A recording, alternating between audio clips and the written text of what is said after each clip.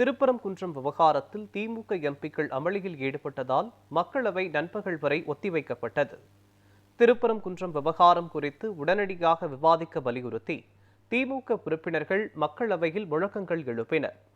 இந்த விவகாரம் நீதிமன்றத்தில் நிலுவையில் இருப்பதால் அது தொடர்பான விவாதத்திற்கு அனுமதியளிக்க முடியாது என்று சபாநாயகர் ஓம் பிர்லா தெரிவித்தார். ஆனால் அதையும் மீறி திமுக எம்பிக்கள் தொடர் அமளியில் ஈடுபட்டதால் மக்களவை நண்பகல் 12 மணி வரை சபாநாயகர் ஓம் பிர்லா ஒத்திவைத்தார். மாநிலங்களவையிலும் இதே பிரச்சனையை திமுக எம்பிக்கள் எழுப்பினர்.